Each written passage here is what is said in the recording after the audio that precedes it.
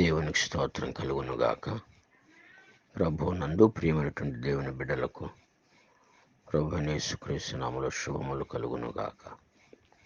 నేడు మన జీవాహారము 1 కొరింథీయులకు రాసిన పత్రిక 16వ అధ్యాయం 14వ వచనం చూస్తే, మీరు చేయు కార్యములన్నీ ప్రేమతో చేయుడి. ఎంత చక్కని మాట! పౌలు గారు కొరింథీ సంఘానికి రాసినటువంటి అమూల్యమైన మాట. మీరు ఏ పని అయితే చేస్తారో ఆ పనిని ప్రేమతో చేయండి అంటున్నాడు. అసలు ప్రేమ అంటే ఏంటి అంటే, ప్రేమకు నిర్వచనం యేసుక్రీస్తు ప్రభువారే. అసలు ప్రేమ అంటే ఏంటో ఆయన నేర్పించారు. ఆయన వచ్చిన తర్వాత ప్రేమ అనేది ఇలా ఉంటుంది అని మనుషులకు తెలిసింది. లేకపోతే అంతకుముందు కక్షలతో కార్పణ్యాలతో ఉండేవారు. కానీ ఇక్కడ దేవుణ్ణి నమ్ముకున్నటువంటి బిడ్డలందరూ కూడా ఏం చేయాలంటే, ఏ కార్యము చేయవలసి వచ్చినా అది ప్రేమతోనే చేయమన్నాడు. ఎందుకు ప్రేమతో చేయమన్నాడంటే, నువ్వు చేసే కార్యంలో ప్రేమ ఉన్నప్పుడు ఆ ప్రేమ యేసుక్రీస్తుని చూపిస్తుంది. ప్రేమ లేకపోతే 1 కొరింథీ 13వ అధ్యాయంలో అదే పౌలు గారు రాస్తారు, దేవదూతల భాషలతో మాట్లాడినా, ప్రవచించు కృపవరం కలిగిన, నీకు ఎన్ని వరాలున్న ప్రేమ లేకపోతే వ్యర్థుడవు అని వాక్యం చెప్తుంది. అందుకని మనం ఏం చేసినా ప్రేమతో చేయాలి. చూడండి, స్టెఫను ఇశ్రాయేల్ ప్రజలకు బోధిస్తూ యేసుక్రీస్తు ప్రభువును ప్రకటిస్తూ ఉంటే, శిష్యులందరూ కూడా మరి బయటికి రాలేదు, ఆయన గురించి చెప్పలేకపోతున్నారు, భయంకరమైన పరిస్థితులు. కానీ బాహాటంగా వచ్చి ఆయన ప్రేమను, ఆయన చేసిన కార్యాలను చెప్పకుండా ఉండలేకపోయాడు. అలా చెబుతూ ఉంటే అక్కడ ఉన్నటువంటి ఇశ్రాయేలు స్టెఫన్ని రాళ్లతో కొట్టుకుంటూ తరుముకుంటూ వచ్చారు.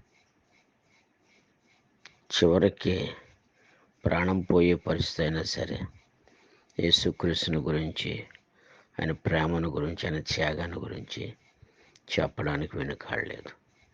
చనిపోవడానికి కూడా సిద్ధమయ్యాడు. రాళ్లతో కొట్టినప్పుడు చనిపోతే అక్కడ ఒక మాట అంటాడు ఈయన. అపోస్తలుల కార్యాలు 7వ అధ్యాయములో 59-60 వచనాలు చూస్తే, ప్రభువును గూర్చి మొర్రపెట్టుచు, యేసు ప్రభువా నా ఆత్మను చేర్చుకుని స్టెఫను పలుకుచుండగా వారు అతన్ని రాళ్లతో కొట్టిరి. అతడు మోకాళ్ళలోని, ప్రభువా వారి మీద ఈ పాపం మోపకమని గొప్ప శబ్దముతో పలికెను. ఈ మాట పలికి నిద్రించెను. సౌలు అతని చావునకు సమ్మతించాను. ఎందుకు కొడుతున్నప్పుడు, రక్తాలు చెట్లు కారుతూ కొడుతున్నప్పుడు ఎందుకు వాడిని క్షమించమని తండ్రిని యేసు ప్రభువును వేడుకున్నాడంటే, వాళ్ళందరినీ ప్రేమించాడు. చేసే కార్యము మరణమైన కార్యం మాత్రం ప్రేమతో చేశాడు.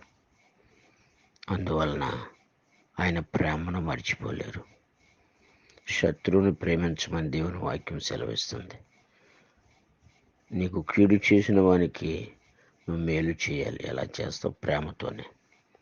వ్యభిచారం మీద పట్టబడిన స్త్రీని రాళ్లతో కొట్టుకుంటూ తీసుకొస్తే అందరూ కూడా ఆ రాళ్లతో కొట్టి చంపేయమంటే ప్రభువారు ప్రేమించి క్షమించారు. అప్పటి నుంచి మరి మగ్దలేనే మరి ఏం చేసింది? యేసు ప్రభును ప్రేమించి మరణ పర్యంత వరకు ఆయన విడిచిపెట్టలేదు. ఆయన ఎక్కడుంటే అక్కడ ప్రతి కార్యంలో ఉండేది. అందుకనే మీరు ఏది చేసినా, మీరు ఏమి చేసినాను, ఏ కార్యం మీరు చేసినా ప్రేమతో చేయండి. ఆ ప్రేమ ఎప్పుడైతే మీలో ఉంటుందో యేసుక్రీస్తు ప్రభు మీలో ఉన్నట్టే. ప్రేమ ఓర్చుకుంటుంది, అన్నిటినీ తాళుతుంది, ఉప్పొంగదు, మర్యాదగా నడవదు అని 13వ అధ్యాయం 1 కొరింథీలో పౌలు గారు కొరింథీ సంఘానికి తెలియజేశారు. కాబట్టి ప్రియ సహోదరి సహోదరుడా, ఈ రోజుల్లో లోక ప్రేమ నిన్ను నాశనం చేస్తుంది. కానీ దేవుణ్ణి ప్రేమిస్తే ఏ కార్యమైనా, శత్రువైనా, విరోధి అయినా ఆ వ్యక్తికి ప్రేమతోనే కార్యం చేయమని చెప్తుంది. చేస్తారు కూడా. అందుని బట్టి ప్రేమతోనే గెలుచుకోవాలి. ప్రేమతోనే ఏదైనా సాధించవచ్చు. కాబట్టి ప్రియ సహోదరి సహోదరుడు, మీరు చేయు కార్యములన్నీ ప్రేమతోనే చేయమని సెలవిచ్చాడు. ఆ ప్రేమే యేసుక్రీస్తును చూపిస్తుంది.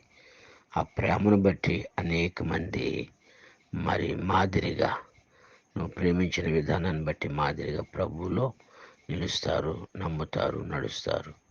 అట్టి కృప, అట్టి ప్రేమతో కార్యం చేస్తూ దేవుని నామాన్ని మహింపరచాలని ప్రభు పేరిట ఈ మాటలు తెలియజేస్తున్నాను. దేవుడు ఈ కొద్ది మాటలు దీవించునుగాక. ఆమేన్.